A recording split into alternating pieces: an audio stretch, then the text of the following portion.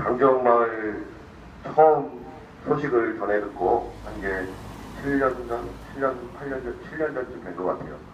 그때 우리들에게 먼저 알려진 강정의 다른 이름은 구럼비였던 것 같습니다.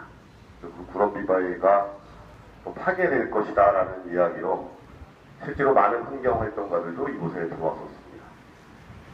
그런 시간이 지나면서 비단 구럼비가 파괴되는 것 이외에 이곳에 수많은 일들이 벌어지고 또 나아가서는 이 나라가 엄청난 위험에 빠질 수 있다는 사실을 알게 됐습니다. 구럼비 바위의 문제는 사람의 문제가 되었고 또 사람의 문제는 공동체와 마을의 문제가 되었던 것 같습니다. 그리고 또 그들을 기억하고 또 그들을 걱정하는 많은 이들의 근심거리가 되었던 것 같습니다.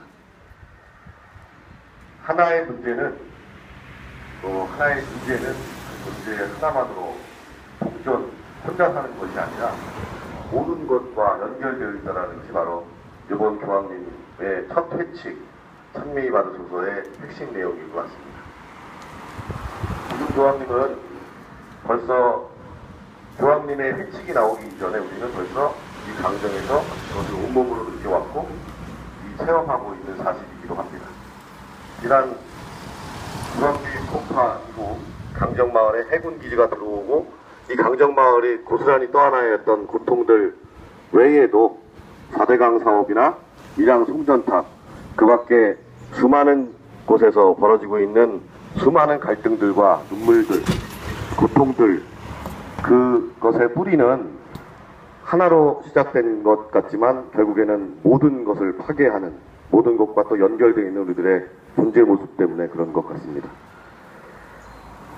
얼마 전 강정평화대행진의 소식을 미안한 마음으로 매체를 통해서 바라보면서 이렇게 오래된 싸움에 저렇게나 많은 사람들이 또다시 모였다라는 사실이 한편으로 굉장히 신기하기도 했고 감격스럽기도 했습니다. 그리고 3,000일을 맞이하면서 문정현 신부님, 이곳에 상징과도 같은 문정현 신부님의 인터뷰를 읽게 되었습니다. 이미 안 계시니까 이렇게 얘기해도 될 것 같습니다. 예. 많이 늙으셨죠? 또 많이 기운도 쇠하시고 성질도 조금 죽으신 것 같습니다. 웃으세요. 웃으셔야지 좀 이렇게. 예. 이 시간들이 문정현 신부님께는 7년의 시간들이 어떤 시간이었을까 질문해 보게 됩니다. 문정현 신부님은 이렇게 오래 살 줄 몰랐다라고 인터뷰에서 이야기하셨습니다. 급하게 여기서 SOS에 응답했고 용산에 달려갔듯이 함께 한다는 마음으로 그냥 함께 있어준다는 마음으로 달려 내려온 것이 일주일이 되고 한 달이 되고 이렇게 여기 마을 주민으로 이제는 이곳에서 뼈를 묻겠다라는 결심을 품게 될 정도로 이곳 주민이 되셨습니다. 신부님의 7년은 어떤 시간이었을까? 또 여기 이 자리를 지켰던 우리들의 7년은 또 무엇이었을까 생각해 봅니다. 신부님이 쇠약해진 육체, 몸을 보면서 또 그 떨어진 기운들을 보면서 가난해지고 계시구나라는 생각을 했습니다. 7년의 시간은 문정현 신부님을 비롯한 문정현 신부님을 대표한 여기 계신 많은 분들에게 많은 것들을 빼앗아 갔을 거라고 생각합니다.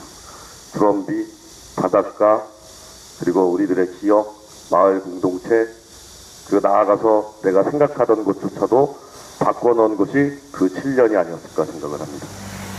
그렇게 하나둘씩 내려놓고 빼앗기고 잃어버린 것이 이 7년의 시간이라고 생각을 합니다. 아직도 해군기지는 거의 완공을 앞두고 내년에 완공을 앞두고 또 관사가 저렇게 빼곡히 들어섰는데 뭐 하려고 이 미사들을 계속하고 이곳에서 매일 평화를 기도하고 활동가들이 끌려가고 있는지에 대해서 많은 사람들이 질문을 하게 됩니다. 잃어버리지 못한 자는 알지 못합니다. 잃어버리고 빼앗긴 자만이 그 마음을 알 수 있다고 생각합니다. 왜?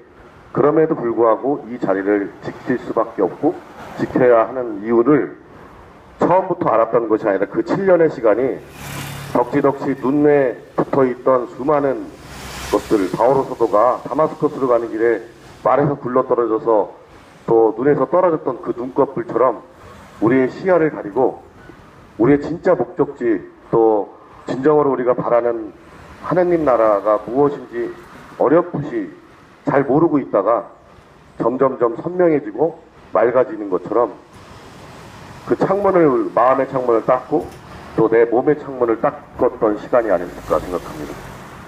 7년은 버려지고 빼앗기고 또 끌려가고 또 가난해진 시간이지만은 그 가난해짐으로 인해서 우리는 다시 하느님을 채우고 이 자리에 진정한 평화 그리고 우리의 이 고단함이 우리의 여정이 어느 곳에 이르러야 하는지 알게 되는 것 같습니다. 오늘의 복음 말씀에서 부자 청년은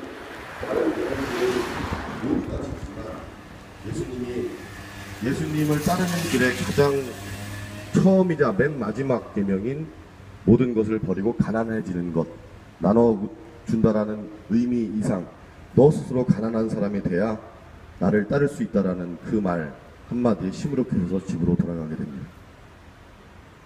우리는 다행스럽게 이 자리에서 매일 예수님을 그렇게 가난해지길 원하는 예수님을 만났고 또 그렇게 빼앗겼고 일부러 더 내려놓았던 시간이었던 것 같습니다.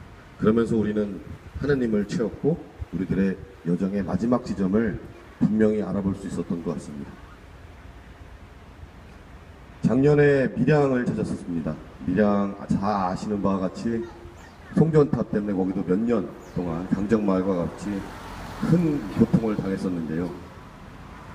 행정대집행 이후에 할머니들이 그 송전탑을 건설을 저지하기 위해서 산 이곳저곳에 파놓았던 웅덩이 그 움막조차도 경찰과 그 정부는 내버려 두지 않았죠.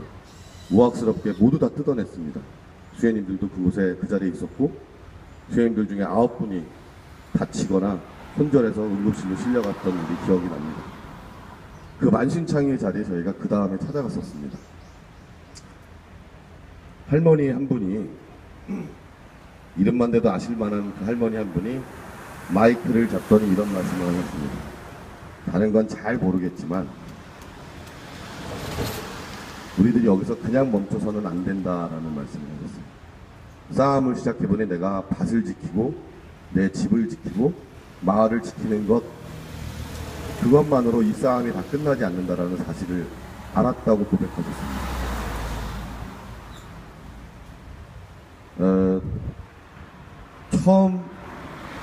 처음 약탈자들이 그 마을에 들어왔을 때 약탈당하지 않기 위해서 할머니들은 자기 것을 꼭 껴안았을 것입니다. 그것이 싸움의 시작이었겠지만 할머니들이 도달한 지점은 털리고 빼앗기고 경찰들에게 끌려다니면서 가난해지고 가난해져서 결국에 깨달은 것은 비단 이 마을의 문제, 나의 문제만은 아니라는 사실이었다는 것입니다. 이 마을을 넘어 수많은 또 다른 밀양들이 있다라는 사실, 더 나아가서 이 나라의 또 이 세상에 올바른 인간을 인간으로서 대접할 수 있는 또 그렇게 또 더불어 살아갈 수 있는 세상을 위해서는 우리가 송전탑이 들어왔어도 싸움을 멈출 수 없다라는 사실을 누가 가르쳐 주지 않아도 그 몇 년의 가난해진 시간들이 할머니들에게 가르쳐 줬던 것이 아닌가 생각합니다.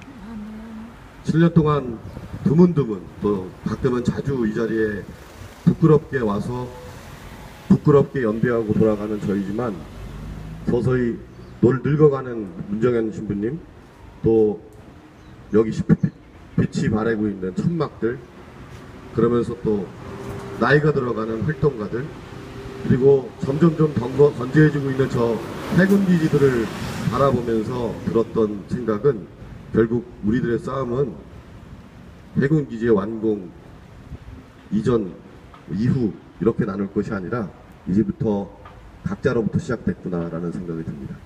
비로소 가난한 자에게만 여정을 시작할 수 있는 지팡이를 예수님이 주시는구나, 자신을 따를 수 있는 자격을 주시는구나 라는 생각을 했습니다. 오늘 이 미사 그 가난함에 대해서 감사하는 마음으로 미사 복원했으면 좋겠습니다. 더 빼앗겨도 더 가난해져도 아프고 눈물 나지만 그럼에도 불구하고 우리는 또 걸어가야 될 길에 대해서 기억합시다.